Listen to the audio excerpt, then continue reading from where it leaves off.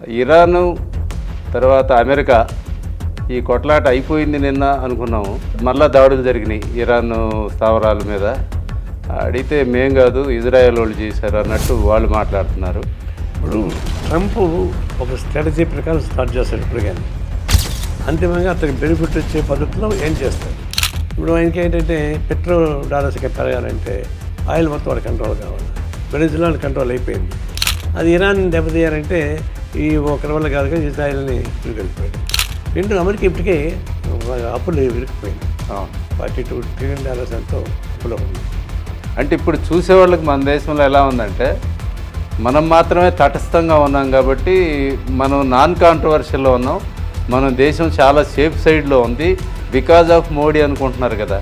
ఇరాన్ని ఖండించడం, ఇరాన్ని దూడడం తప్ప ట్రంప్ చేసిన తప్పు నువ్వు చెప్పలేకపోతున్నాయి. మనకి కాల్పులు జరిగి యాత్రికులను చంపేశారు కదా. ఆ ఇష్యూ వచ్చినప్పుడు కూడా అక్కడి నుంచి ట్రంప్ రకరకాల విచిత్రమైన స్టేట్మెంట్లు ఇచ్చారు. ఈ చెనిక్కాయలు పల్లీలు అమ్ముకునే వాళ్ళు ఉంటారు కదా, అవును, వాళ్ళు చెప్పింది వాళ్ళకి మన పిలిగ్రిమ్స్కి ఆయుధాలు పెట్టుకొని తిరుగుతున్నాను, నేను జాగ్రత్తగా ఉన్నా అని చెప్పారు. ఇంత పెద్ద నిఘా వ్యవస్థ బార్డర్ ప్లేస్లో ఉంటే వాళ్ళు ఆయుధాలు పెట్టుకొని తిరుగుతుంటే 2 రోజులు 3 రోజులుగా వాళ్ళు ఆమెతో అర్థం చేయలేకపోయారండి. అంటే ఇప్పుడు ఈ యుద్ధం వల్ల మనకేమి నష్టం లేదు అంటూనే ఉన్నారు, కానీ అమెరికన్ డాలరు ఇక్కడ పెరిగిపోతూ ఉందండి. వెనిజులా గవర్నమెంట్ ఉన్నప్పుడు ఇచ్చిన రేటు వేరు. అవును, ఇప్పుడు అమెరికన్ కార్పొరేట్ కంపెనీస్కి అది హ్యాండ్ ఓవర్ అయిపోయిన తర్వాత వాళ్ళ రేటు వేరు. 45,000 కోట్ల రూపాయలు రోజుకి అదనంగా మనం ఖర్చు పెడుతున్నాం. ఇప్పుడు అల్టిమేట్గా ఎవరు ముగించాలి యుద్ధం? ట్రంప్ ముగిస్తే ముగుస్తుంది, ట్రంప్ వద్దనుకుంటే సర్వనాశనం అవుతుంది. ఈ తుపాకులు పంపించి ఇతర దేశాన్ని కొట్లాడుకోమంటాడు. అవును, వాడి మీద ఒక గుండు పెడితే కూడా తట్టుకోలేడు. తెలుగు ప్రేక్షకులకు నమస్తే. ఈరోజు మనతోని సిపిఐ సీనియర్ నాయకులు నారాయణ గారు ఉన్నారు. నారాయణ గారితో ప్రస్తుత రాజకీయాల మీద, తర్వాత యుద్ధం మీద ఏం జరుగుతుందనే విషయాలు మాట్లాడదాం. నమస్తే సార్. నమస్తే. ఇప్పుడు ఇరాను తర్వాత అమెరికా ఈ కొట్లాట అయిపోయింది నిన్న అనుకున్నాము. అయిపోయింది, క్లోజ్ అయిపోయింది అనుకున్నా కూడా మళ్ళా దాడులు జరిగినాయి ఇరాన్ స్థావరాల మీద.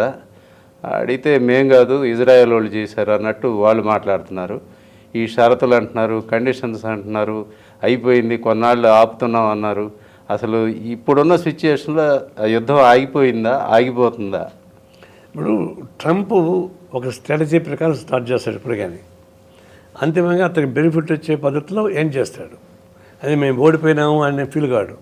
వాళ్ళకి లాభం రావాలి తప్ప ఓడిపోయామో గెలిచిన జీతులు పరాజితం అనేది వాడి దగ్గర ఉండదు. ఆదాయం ఎంత వచ్చిందని చూసుకుంటాడు. ఆ ప్రకారం తను ప్లాన్ చేశాడు. ఈ ఇజ్రాయెల్ వాళ్ళకి ఏంటంటే వాళ్ళ రిలీజియస్ ప్రాబ్లం, ఇజ్రాయెల్కును ఇరాన్కి మధ్య రిలీజియస్ ప్రాబ్లం. వాళ్ళు అంత చేసుకోవాలని వాళ్ళ కోరిక.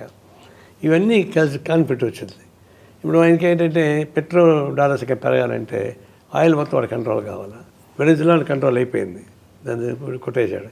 ఇరాక్ కంట్రోల్ చేసుకున్నాడు. ఇప్పుడు ఇరాన్ కానీ కంట్రోల్ అయిపోతే ప్రపంచంలో వాడికి ఎదురు లేకుండా వెళ్ళిపోతుంది.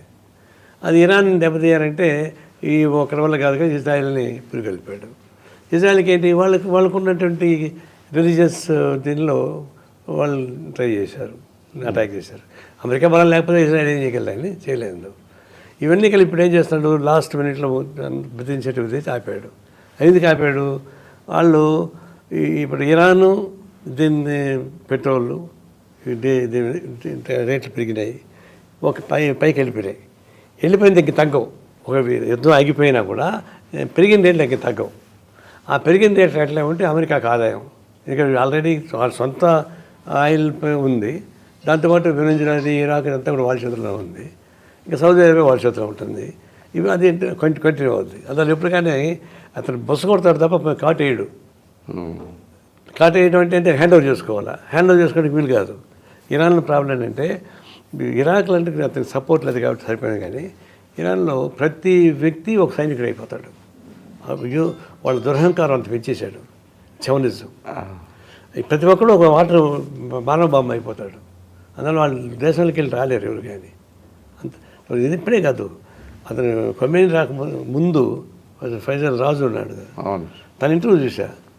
ఇరాన్ని ఎవరు ఓడించలేని చెప్పాడు. దానికి ఉన్న స్ట్రక్చరల్ ఇన్ఫ్రాస్ట్రక్చర్ ఇవన్నీ ఎక్స్ప్లెయిన్ చేస్తూ చరిత్ర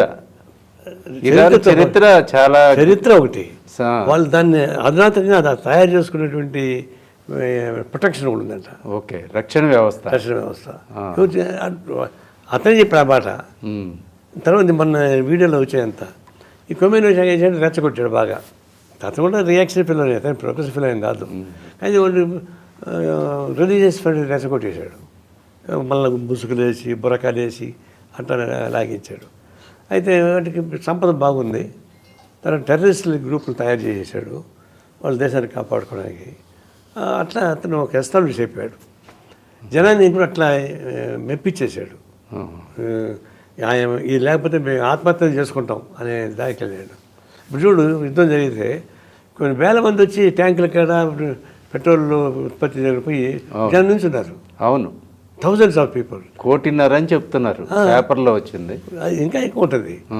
అది ఇంకొక దేశం జరగలేట. ఇప్పుడు వెనిజులా మీద దాడి చేశాడు, జనం పెద్దగా రాలేదు.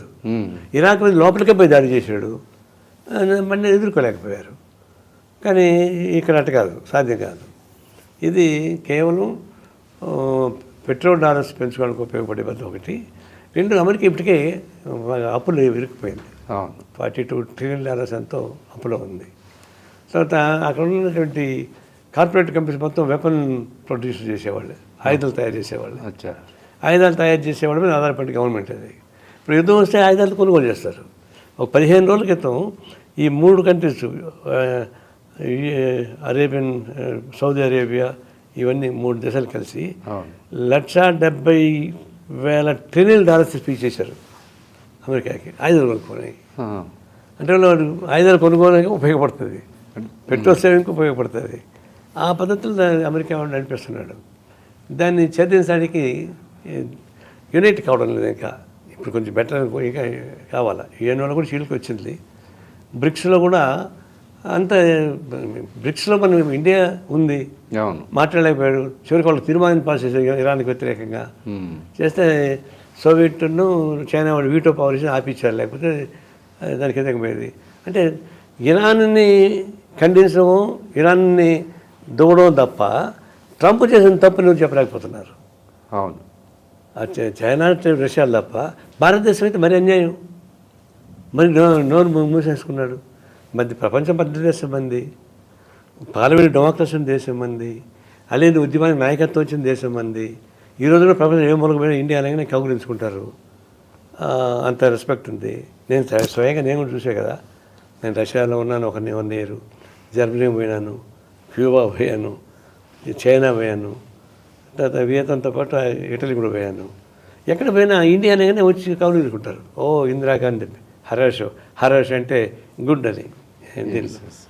అంత ఇమేజ్ ఉంది మనకి. అంటే నెహ్రూ కాలం నుంచి ఉందండి అది. మెయిన్ ఇందిరాగాంధీ, నెహ్రూ తర్వాత ఇందిరాగాంధీ. ఓకే, ఇప్పుడు ఇందిరాగాంధీ పేరు చెప్తారు. ఓకే, ఆమె హీరోయిక్ రోల్ ప్లే చేసింది కదా అప్పుడు. దాంతో అంత పెద్ద ఇంపార్టెన్స్ ఉన్న దేశం పోనీ ఆ యుద్ధం మీద 3 దేశాల వరకే పరిమితం అయితే పర్వాలేదు.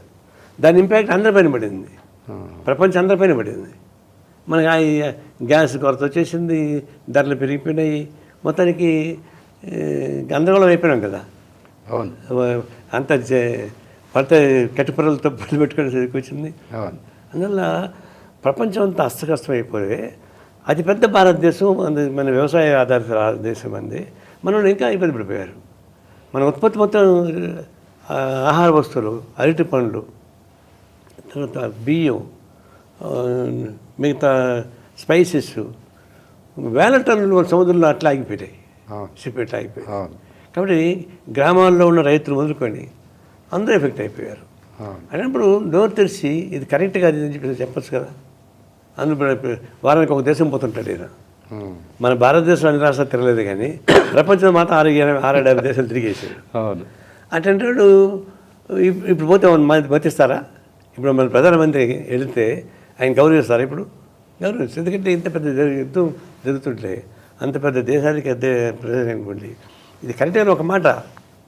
ఉక్రెయిన్ వారు అప్పుడు ఇన్వాల్వ్ అయ్యాడా? ఈయన మన అమెరికాకి వ్యతిరేకంగా ఇన్వాల్వ్ కాడు. ఉమ్, తర్వాత అమెరికా యుక్రెయిన్ నుండి కూడా సోవియట్ యూనియన్ ఉంది కదా, ఆ నుంచి మనకు ఆయిల్ వస్తుంది కదా, అవును వాడు పుతిన్ మర్యాదగా అంత ఏర్పాటు చేశాడు. అవును. అన్నాను వాళ్ళు మాట్లాడాడు ఉమ్. యుక్రెయిన్ది.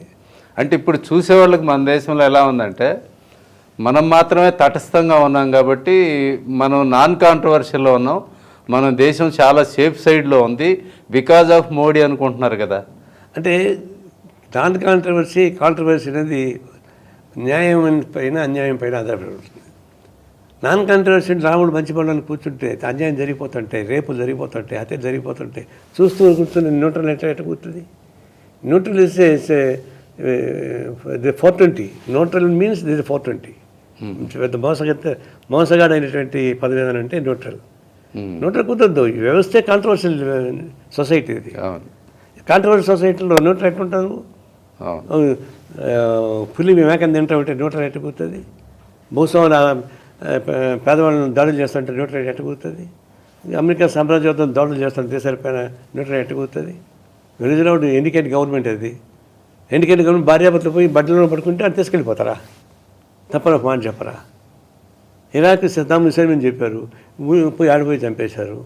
ఆయా దేశ ప్రజలు ఓడించుకోవాలా? అవును ఆయా దేశంలో ప్రజలు వాడికి వ్యతిరేకంగా దేశం వాళ్ళు ఓడించుకుంటారు. మీకే సంబంధం? అవును. అట్లా ఇప్పుడు వరుస పెట్టి చేస్తుంటే నేను న్యూట్రల్లో అని కూర్చుంటే ఏమవుతుంది? ఇది ఒక విధంగా అవకాశవాదం తప్ప ఇంకోటి కాదు అది. తర్వాత ఇంకోటి ఏంటంటే మనకేం కాదని నువ్వు అంటున్నావు.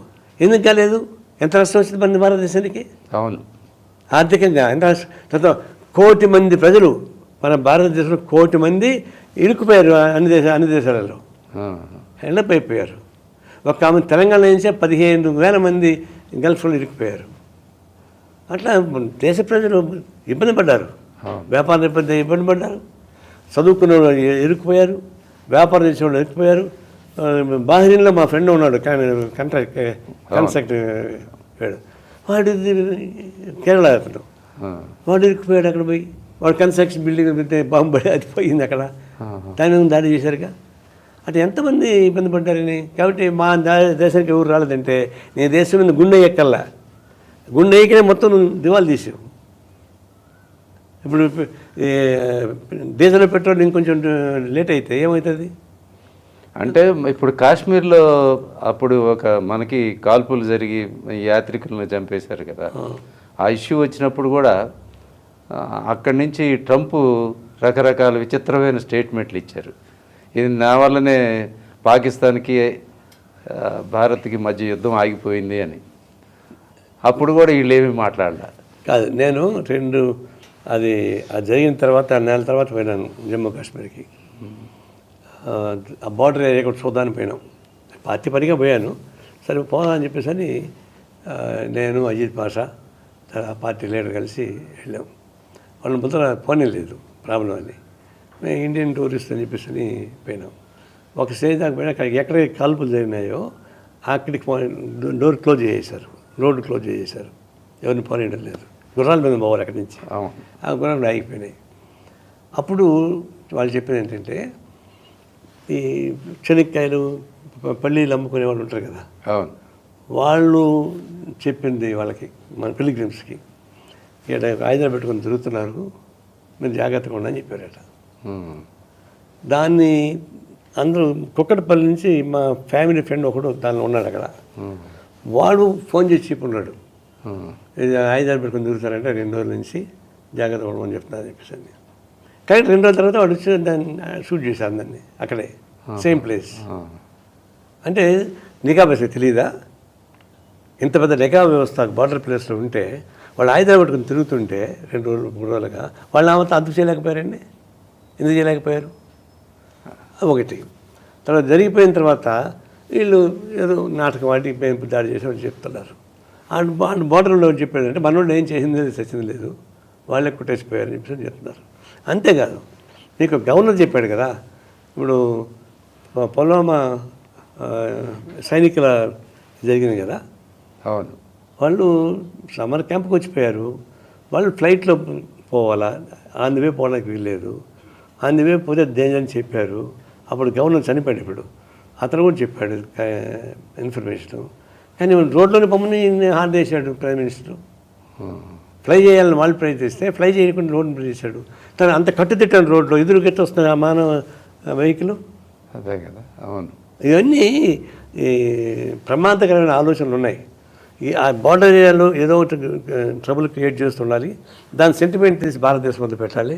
ఇది ముస్లిమ్స్కి వ్యతిరేకంగా హిందూయిజంని రెచ్చగొట్టాలి అని కేవలం ఓట్ల దీంతోనే చేస్తాను తప్పితే జమ్మూ కాశ్మీర్ జరిగేటువంటి ఘటనలు కానీ పాకిస్తాన్ బార్డర్ జరిగేటువంటి ఘటనలు కానీ ఇవన్నీ కవ్వించాలి. ఎట్లయినా ఉంటుందంటే వాళ్ళ మూర్ఖులు, వాళ్ళ టెర్రరిస్టులు, వాళ్ళ మూర్ఖులు, వాళ్ళ గురించి మనకి చెప్పక్కర్లా. వాళ్ళని కవ్వించే పద్ధతుల్లో ఉపయోగించి అంతెందుకండి అక్కడ సైనికులు ఎంతమంది చనిపోతే 3 రోజులు బీహార్లో ఎన్నికలు జరగబోతుంటే వాళ్ళు సైనికుల యొక్క ఫ్లెక్సీలు తీసుకొని బీహార్లో ఎన్నికల ప్రచారం చేస్తున్నాడు. అట్లాగే అదేమంటారు దాన్ని టూరిస్ట్ ప్లేస్లో మర్చిపోయా ఏదండి అది కాల్పులు ఫిలిపిన్ కార్యం చేశారే యాత్రికుల మీద. అది జరిగిన 2వ రోజు ఎన్నికల ప్రచారం బీహార్లో పోయి మన వాళ్ళని చంపేస్తున్నారు, వాళ్ళ సంగతి తెలిసి బీహార్లో మాట్లాడుతున్నాడు 2వ రోజే. అట్లా ప్రతిదీ ఎన్నికల దృష్టిలో పెట్టుకొని ప్రజలు పోయినా పర్లేదు కానీ వాళ్ళ ఓట్ బ్యాంక్ కోసం ట్రై చేసేటి ఒక దుర్మార్గమైన ఆలోచన మోడీకి వస్తూ ఉంది. అవన్నీ దృష్టిలో పెట్టుకుని ఒకటైతే, రెండవది ఇంత పెద్ద ఎపిసోడ్ జరిగితే ఆ ఎపిసోడ్లో ఇరాన్కి నాకు ఖండిస్తున్నాడు, ఏదో దారి మూసేసినాడు. అవును. కానీ ట్రంప్ దాడి చేస్తుంటే ట్రంప్ చూసి తప్పని చెప్పడం. ట్రంప్ యుద్ధం ఆగిపోతే అంత ఆగిపోతుంది అంతేగా. కానీ వాడు కొడతా ఉంది ఇరాన్ని. ఇరాన్ దగ్గరికి పోయి మాట్లాడతారు మన విదేశాంగ మంత్రి కానీ ప్రధాని మోడీ కానీ స్టేట్మెంట్ చేస్తాడు తప్ప మోడీ ఒక మాట అనలేదు. నీకేం సంబంధం 15,000 కిలోమీటర్ల దూరంలో ఉన్న ఇరాన్కి నీకేం సంబంధం, ఆడి నుంచి ఎందుకు దాడులు చేస్తున్నావు, అది ఎందుకు అడగలేదు అంటే మేము మంచిగా ఉండాలంటే మీరు ఎట్లా మంచిగా ఉన్నారు, నాకు అవకాశం లేదు కదా. కోట్లాది ప్రజానీకానికి నష్టం వచ్చింది, ఇబ్బంది వచ్చింది కదా. అందువల్ల neutrality is a one kind of deceiving slogan. అంటే ఈ యుద్ధానికి ముందే మోడీ ఇజ్రాయెల్ వెళ్ళొచ్చారు కదా, 3 రోజుల ముందు పోయాడు. 3 days ముందు ఇజ్రాయెల్ పోయినా వచ్చాడు. మామూలుగా ఇజ్రాయెల్ మనం ఎప్పుడు పోం, ఈ మోడీ వచ్చినాక సంబంధాలు పెట్టుకున్నాడు. ఎందుకు పడే తెలియదు, ఎందుకు వచ్చే తెలియదు. అర్థం ఏంటంటే ఇప్పుడు ఆర్ఎస్ఎస్ వాళ్ళ ఆలోచన ప్రకారం ఇజ్రాయిల్ అది ఒక రిలీజియస్ ఫ్రంటిక్, అంటే అది హిందూయిజంకి దగ్గరగా ఉంటుందని, హిందువులకి ఇజ్రాయెల్ రిలీజియన్కి దగ్గరగా ఉంటుందని. కాబట్టి వాళ్ళు కూడా అక్కడ మా హిందువులే ఉన్నారు అనే అభిప్రాయంలో ఉన్నారు వీళ్ళు. అదే చవనతో ఈయన కూడా పోయాడు, వాళ్ళతో మాట్లాడి వచ్చాడు. మరి దాడులు చేయమని చెప్పాడా లేదా నాకు తెలియదు. ఈయన వచ్చిన 3వ రోజులకు దాడులు ఇజ్రాయెల్ దాడులు చేశాడు. జస్ట్ ఆఫ్టర్ 3 days మొదలుపెట్టాడు. అంటే ఈయన పోయి చెప్తే యుద్ధం అది దాని ప్రూఫ్ మన దగ్గర లేదు. వెళ్ళాడు, ఎందుకు వెళ్ళాడో తెలియదు, ఏం మాట్లాడేది తెలియదు, మనకేం పెద్ద డిప్లొమాటిక్ రిలేషన్స్ లేవు. అట్లాంటి పోయి వచ్చాడు. 3 రోజుల తర్వాత ఇజ్రాయెల్ వాడు దాడి చేయడం వాళ్ళు పెట్టాడు. ఏం మోరల్ రైట్ వాడికి వచ్చింది, ఏ మోరల్ హెల్ప్ వీడ్ చేసాం మనకు తెలియదు. అది యాక్చువల్గా ఇజ్రాయెల్ అనేది ఆ కంట్రీ ఒక డెమోక్రటిక్ కంట్రీ కాదు. అది మనం ఇండియా ఎప్పుడు డిప్లొమాటిక్ రిలేషన్ పెట్టుకోలే వాళ్ళతో. మోడీ వచ్చాకనే స్టార్ట్ చేశాడు. ఇప్పుడు ఇది జరిగింది. ఇవన్నీ చూసినప్పుడు నాకేం తెలియదు, నేను పెద్ద మనిషి, నోట్ల అంటే అట్టుకుతుంది. ఇది ఒక విధంగా ప్రపంచంలో అల్లకూడలు రావడానికి మన భారతదేశం ప్రేరేపించకపోయినా ప్రేరేపించిన వాటిని ఖండించుకోవడం, ఆపని చెప్పడం పొరపాటే కదా. ఇప్పుడు అమెరికా జోక్యం లేకుండా ఇజ్రాయెల్ ఇరాన్ మీద యుద్ధం చేసేంత అవకాశం లేదు. కానీ ఇప్పుడు ఒక ప్రాబ్లం వచ్చింది. అమెరికా వాడు చెప్పేట్టుగా అమెరికా సపోర్ట్ తోటి ఇజ్రాయెల్ లేకపోతే ఇజ్రాయెల్ ఉండదు. ఇప్పుడు ఇజ్రాయెల్ వాడి బాగా ఎక్కింది. ఇప్పుడు ఒకవైపు సీజ్ ఫైర్ మోడీ ట్రంప్ చెప్పినాక లెబనాన్ దాడి చేశాడు. అవును, 12 దాడి. అంటే దాన్ని బట్టి ఇజ్రాయెల్కి వాళ్ళకి ఎక్కినటువంటి రిలీజియస్ ఫండ్స్ ఎక్కిన తర్వాత దిగదంత ఈజీగా. ఇప్పుడు ట్రంప్ ఏమో పెట్రోలు డాలర్లు లాభాలు చూసుకొని యుద్ధం చేయమంటాడు, యుద్ధం ఆపమంటాడు.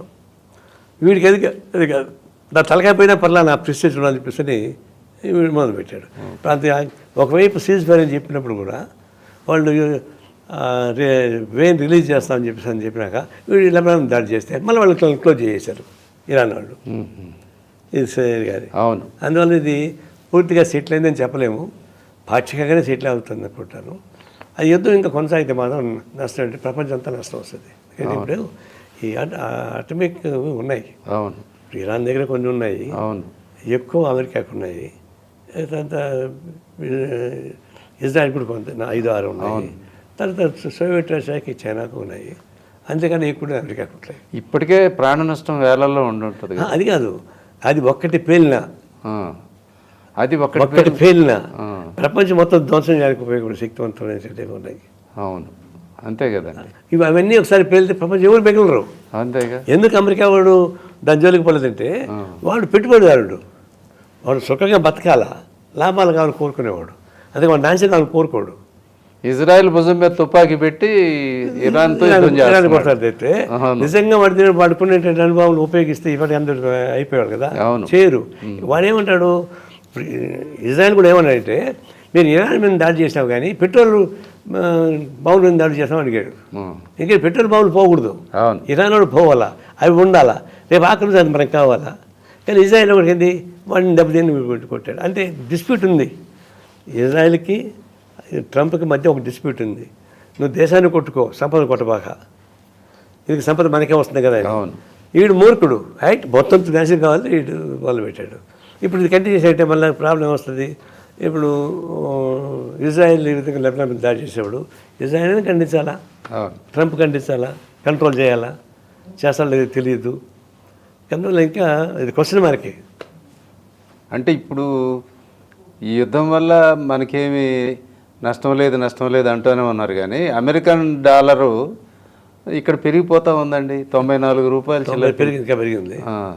అంతెందుకండి, ఇప్పుడు వెనిజులా నుంచి పెట్రోల్ నువ్వు కొనవద్దని చెప్పాడు ఫస్ట్, కొనలేదు. తర్వాత వాడు ఇజ్రాయెల్ వెనిజులా ఆక్రమించుకున్నాడు, ఇప్పుడు కొనని చెప్పాడు. మనం కొనారు.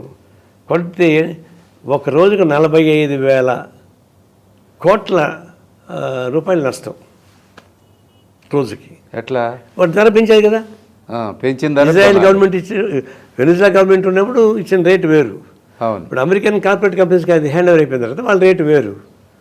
45,000 కోట్ల రూపాయలు రోజుకి అదనంగా మనం ఖర్చు పెడుతున్నాం. ఇప్పుడు ఎంత వస్తుందో తెలియదు నాకు. అదే ఇప్పుడు కంపెనీలకు ఇచ్చిన వెసులుబాటు అది ప్యాచప్ చేస్తున్నారేమో గవర్నమెంట్. చేయొచ్చు. ఇప్పుడు అల్టిమేట్గా ఎవరు ముగించాలి యుద్ధం? ట్రంపే ముగించాలి. ట్రంప్ ముగిస్తే ముగుస్తుంది, ట్రంప్ వద్దనుకుంటే సర్వనాశనం అవుతుంది. అంటే ట్రంప్ది ఏంటి, వాడు కార్పొరేట్ కంపెనీస్ మీద ఆధారపడి బతికేవాడు. అవును, వాడే ఒక కార్పొరేట్ కంపెనీ వాడు. అవును, ట్రంపే ఒక పెద్ద ఆర్థిక బిజినెస్ మ్యాన్. కొన్ని వేల కోట్ల రూపాయలు గవర్నమెంట్కి ఎగ్గొట్టాడు. అవును, అడిగారు, ఏమయ్యా నువ్వు ప్రెసిడెంట్కి పోటీ చేస్తున్నావు, నువ్వు ఇన్ని వేల కోట్ల రూపాయలు ఎగ్గొట్టావు కదంటే, గవర్నమెంట్ లోపల ఉపయోగించుకున్నాయి అన్నాడు, చట్టంలో లోపల ఉపయోగించుకున్నాడు. వాడు ప్రెసిడెంట్ కాకపోతారుగా, ఇంకెవరు చెప్తారు. కాబట్టి అతను వాడేం చేశాడు, ఎంతసేపు అయినా లాభం కోసం కొట్టాడు తప్ప అతను నాశనానికి ఒప్పుకోడు. మరి అతన్ని ఎన్నుకున్నారు కదా జనం. అదంటే ఆడ కూడా తెచ్చుకుంటాడు. అమెరికన్ పవర్ ఫర్ అమెరికన్స్ అది ఇచ్చిన slogan first time, American power for Americans అని ఇచ్చాడు. వాళ్ళకందరికీ కొంచెం ఇదైంది, సమస్య వచ్చింది. నేను కూడా చూసా ఇదైనప్పుడు ప్రతి ఒక్కరికి $700 నుంచి $1,200 సంవత్సరానికి అదనం భారం పడింది. అప్పుడు నేను చెప్పిన 3-4 నెలల క్రితం, ఇప్పుడు ఇంకా పెరిగి ఉంటుంది. అయితే అమెరికా వాడికి ఏంటంటే ఈ కార్పొరేట్ కంపెనీస్ వాడి సంపద మొత్తం నాశనం కాకూడదు. వాడు ఒకటి తెలుసుకోండి, ప్రపంచంలో ఎక్కడ తుపాకులు మోగినా అది అమెరికాలో మోగదు.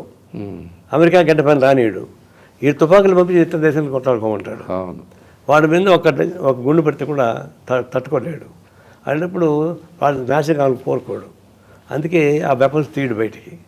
వాడు తీస్తే వీడు కొరియా దగ్గర ఉన్నాయి.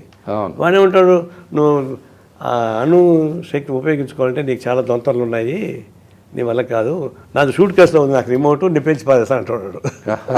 వాడికి డబ్బా సేపు పాడా. అందువల్ల ఇంత జరిగినా కూడా ఎందుకు దాని జోలికి పడదంటే, ఏ ఒక్కరు స్టార్ట్ చేసినా కూడా ప్రపంచం మొత్తం నాశనం అయిపోతుంది. అవును, that is such a powerful. Hiroshima Nagasaki చూసినప్పుడు అది చాలా చిన్నదే కదా. అందులో దానివల్లనే అంతాక పోనీయకుండా తంటాలు పడుతూ అక్కడ ఉంచుకుంటాడు, తంటాలు పడుకుంటాడు వస్తాడు. తెగిన నాకు లాగడం లేదు. ఓకే, మంచిది. ఈ యుద్ధం త్వరగా ముగిసిపోయి ప్రపంచం చల్లగా ఉండాలని రావనే కోరుకుంటున్నాం.